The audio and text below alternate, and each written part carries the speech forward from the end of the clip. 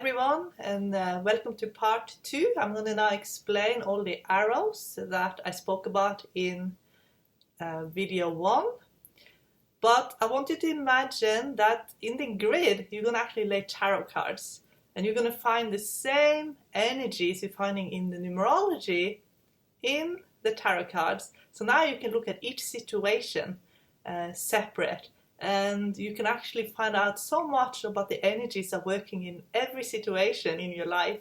And it's actually the whole purpose is for you to go above numerology and to look in the cards to see how you can have amazing change and transformation in your life. If you watched part 1, you might have found some arrows in your grid. And if you have no arrows, don't worry about that, because it's all about how you are living your life. But if you do have any of the arrows, then that means that you probably have a strength in your character that you can rely on.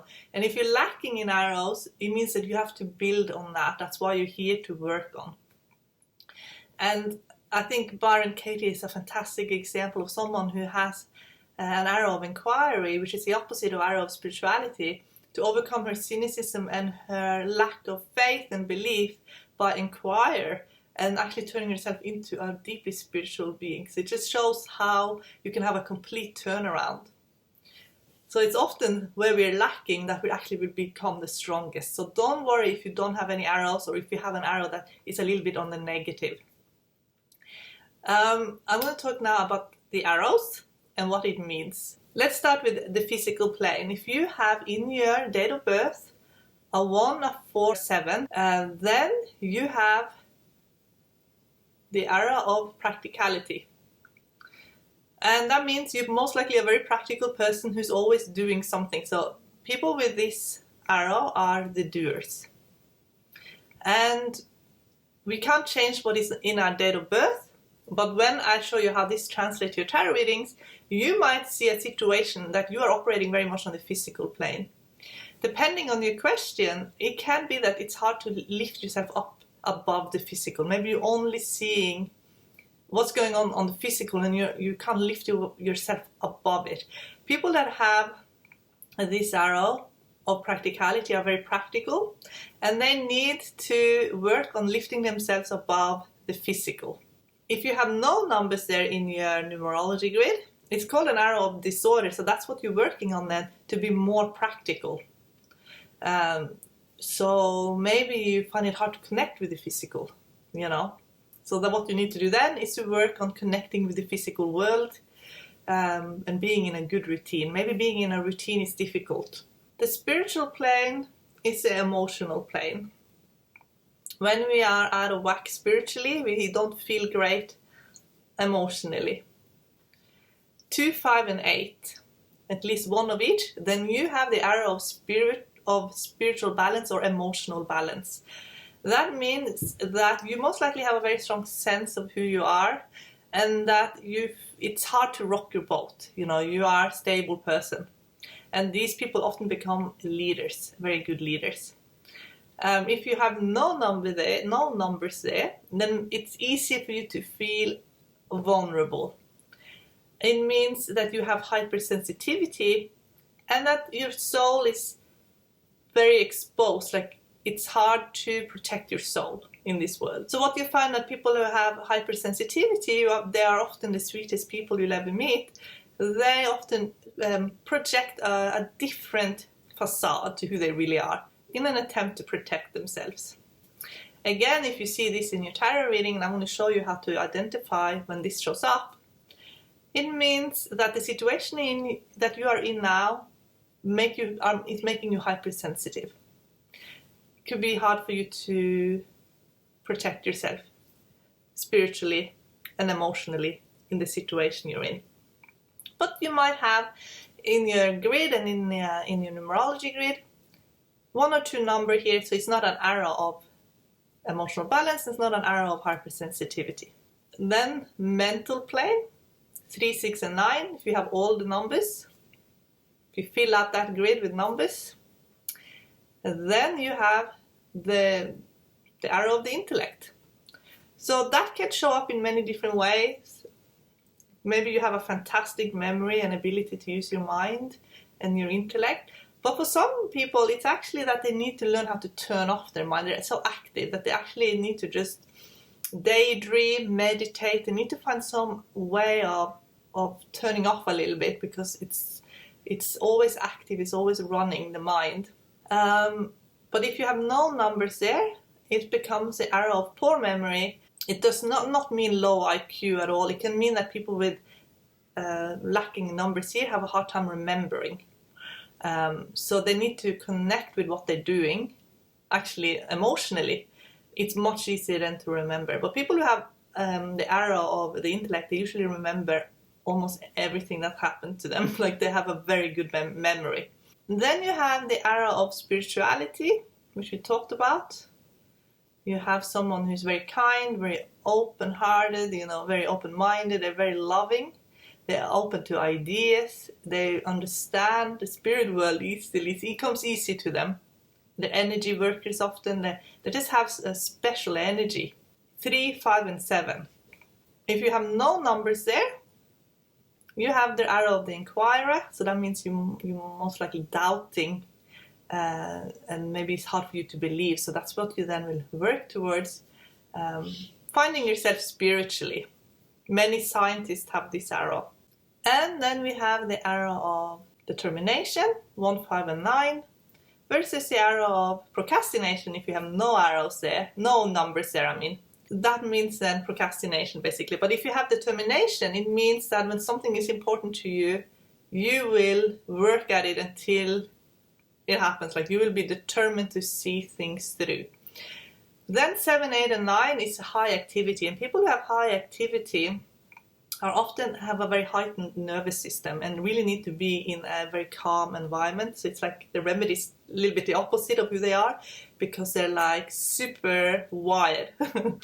So you can imagine having 7, 8, and 9, and then 3, 6, and 9. Like, you're a very wired person, so you need to do like meditation, creative pursuit would be good, and nature, animals, plants. That is a remedy for 7, 8, and 9. High activity, and certainly also if you have 3, 6, and 9 can be a good thing as well, a very active mind. And if you have no numbers, no 7, 8, or 9, that's then the arrow of inactivity. So then the remedy is to be more active and to be more in stimulating environments. People who have the arrow of the will, 4, 5, and 6, often have a very strong sense of self and very high self-esteem. That is great. The only thing that's a little bit on the negative is that they're so sure of their position that they sometimes don't stop and listen to their intuition. But a lack in numbers here creates an arrow of frustration. These are the people who have to look back on their lives and build themselves up again, because there's often been a breakdown in their self-esteem. So they often have a lack of self-esteem, and that's what they have to work on to build themselves up from the inside out. And people who have this arrow of the planner are good at manifesting. They're good at getting started with ideas and being the one behind the scenes to make sure that everything is running. So they often become good managers, actually. And in your tarot reading, because I'm going to show you how this is all translating into your reading, then you can see if there's a lack of planner. That means that there's a lack of preparation in what you're doing. So then you know then what to do. So this is why reading this way is really good, because then you know what you have to change to have the best outcome. So when you read the arrows, the same numerology arrows we looked at in the date of birth, when you apply that to your tarot cards, it's not stagnant the way it is in the numbers in numerology, because your date of birth is never going to change. But your tarot will change according to the situation. So one situation might activate the arrow of spirituality. One situation might activate the emotional plane, emotional stability. You can compare situations as well. You can see if someone lives a really good life by looking at the practical plane. Do they have a good lifestyle, or is their life full of stress? You can see what people are thinking about, what ideas they have, and also fears by going on the mental plane. So now you have to really use your intuition and make it really fluid, because it's not going to be like a set thing. Now you have to really use your creative and intuitive abilities, and this is going to make you a better tarot reader. So how do you know if an arrow is created in the tarot cards? So to make it simple, if you have 3 of the same suit, that's an arrow. If you have 3 Major Arcana cards, that's an arrow. If you have 3 Minor Arcana cards, that's not enough to create an arrow, because that is basically, there's too many Minor Arcana cards ratio to Major Arcana cards. It's 56 minor versus 22 majors. It's only an arrow, it's only classed as a synchronicity if you get 3 Major Arcana cards. But let's say you get 3 court cards. That's a synchronicity. Maybe you get 3 aces. That's also an arrow. And 3 times the same number is also an arrow. 3 times very positive cards, and this is when you have to use your intuition. What you view as a very positive card might be different from another tarot reader, but the cards will speak to you. You're choosing cards for you. So if you see 3 cards that you view as extremely positive cards and they line up in the grid, then that creates a positive arrow. But let's say you get 3 very negative cards. Let's say you get 10 of Swords, 5 of Cups, the Tower. Then that is actually creating then the opposite of the arrow. So for example, instead of an arrow of determination, you get then an arrow of procrastination. If you use reversed, you choose if you want to use reversed. If you're choosing to use reversed, then 3 times reversed cards creates then the opposite of the positive arrow. For example, it creates an arrow of procrastination and not determination. But having the same suit as well creates an arrow of like a positive arrow. So let's say you get 3 swords, 3 types of sword. That creates a positive arrow. But let's say the cards are negative. Let's say it's 3 of swords, 10 of swords, 9 of swords. So then you have both actually. Let's say you get it on the line of determination. But then when it's negative, it becomes procrastination. So what you get here, you get that there's a duality in the seeker's life. There's a duality in their personality. They are operating on 2 levels, and that is where they need to make a decision where they're gonna go. Let's say you get that on the arrow of the spirituality. So you get the 3 swords that are creating the arrow of spirituality, but then because they're negative cards, you're also creating the arrow of inquiry.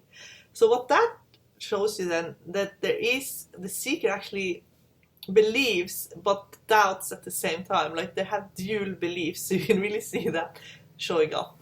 Let's say you get it on the practical, like you actually get an arrow of practicality, but then you get an arrow of disorder created at the same time. So it's like, what's going on? Maybe they're really good at one thing or in some area of life, but completely not capable in another. So this is where you get to see how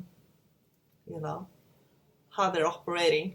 So maybe they have some blocks then that is only showing up in one area of their life, but it's not showing up everywhere. So this is where you get to see when there is a lot of dual beliefs, and it's creating this interesting dynamic in your layout. So when you look at the grid that I have here on the screen, it says physical plane. So that's where you look at the practical. The spiritual plane is where you look at the emotional.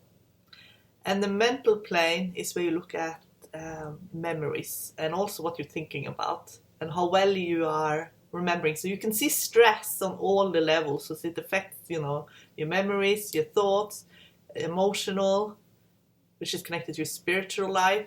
And the physical is how well you can concentrate on tasks, But the arrow of spirituality connects those 3 planes. It actually connects it through the number 3, 5, and 7 on the grid.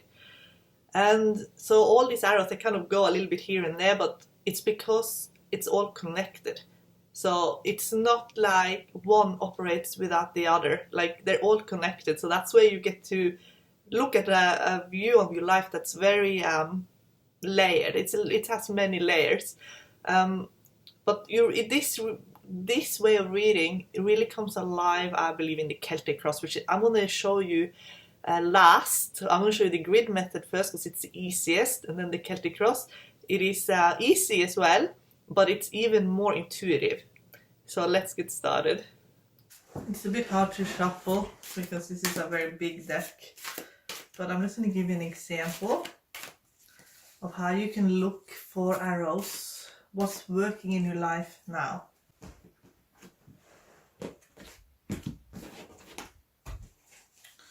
So,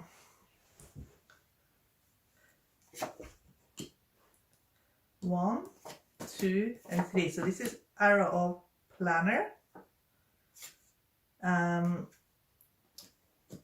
4, 5, and 6.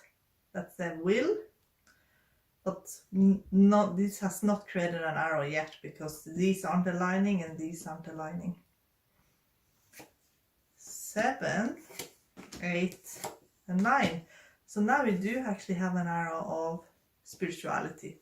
That's 3 Major Arcana cards. Let's say we had let's see if there was one more page or court card here. For example, let's say it's like this. This would then be an arrow because that's a synchronicity that you get 3 court cards.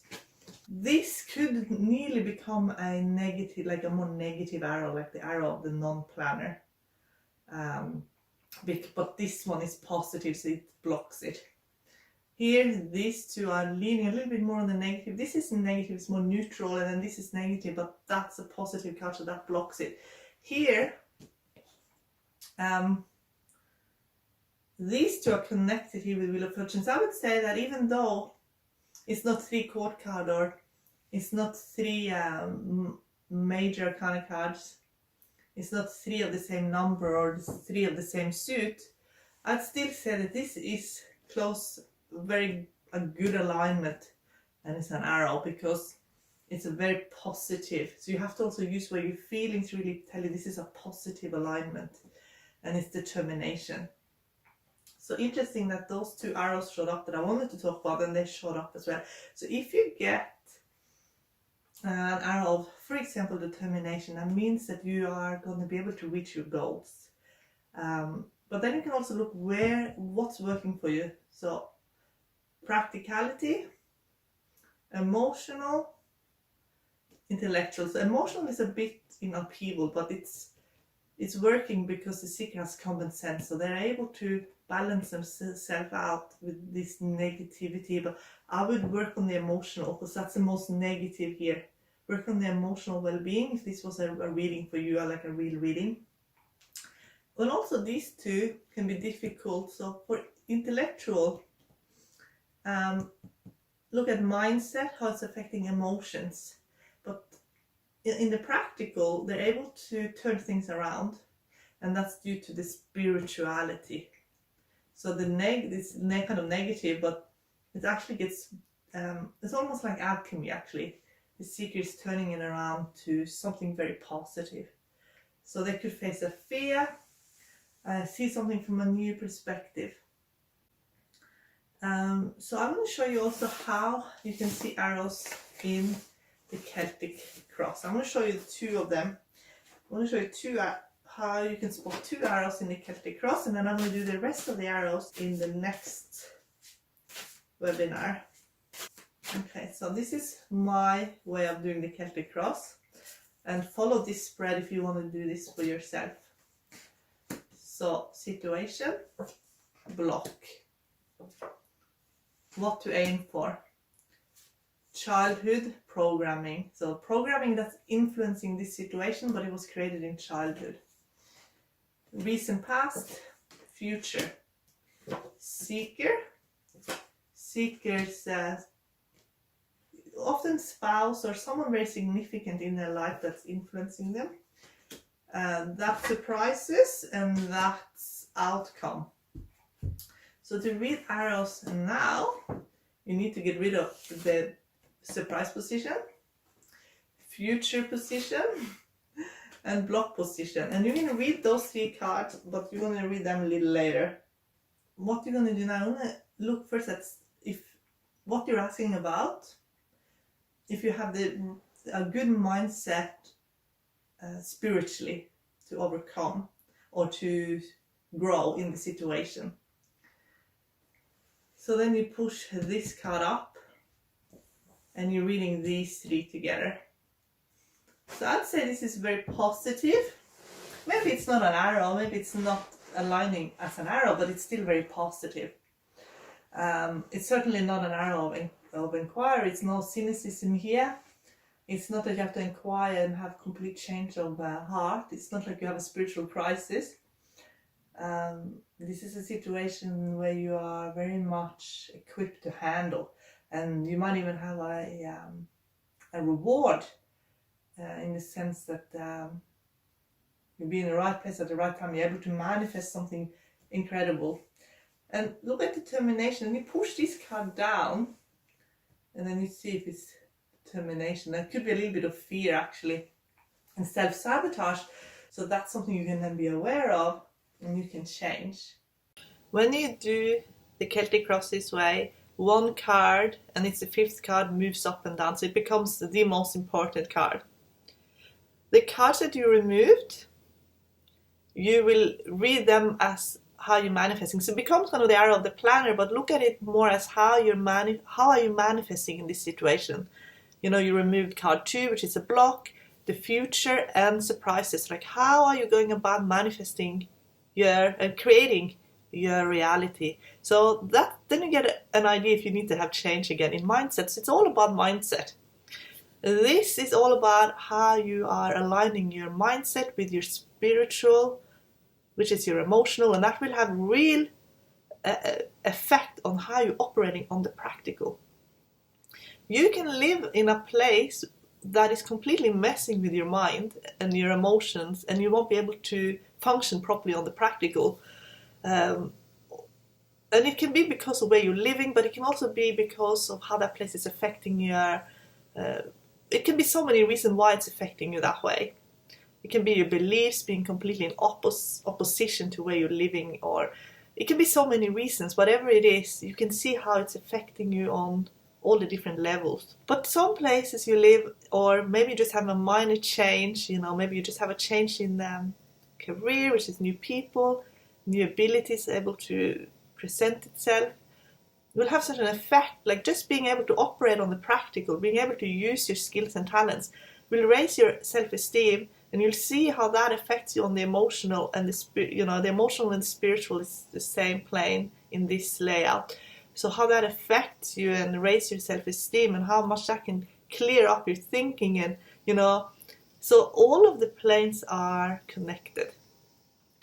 But the 5th card in this example, it is the 9 of Pentacles. It operates by pushing it up and down. So that becomes like a really important card. Another really important card is the 1st card, because it connects all the planes as well. So in this example, it is 8 of Pentacles. So those 2 cards are really important in this way of reading. But the most important thing that you get out of this is that it is your mindset. But to have change in mindset, sometimes you actually have to have physical change. You might not be able to change your mindset where you are if it is very toxic. Or maybe your mindset, if you change your mindset, you will have a new reality because it's toxic because of the way you're thinking about things. So you'll have to decide using your intuition what is true for you, knowing yourself. You get to know yourself doing this method as well. So in my next video, I'm going to look deeper into the Celtic Cross. I'm going to show you some real examples. I'm going to look at all the arrows. So that's in the next video in part 3.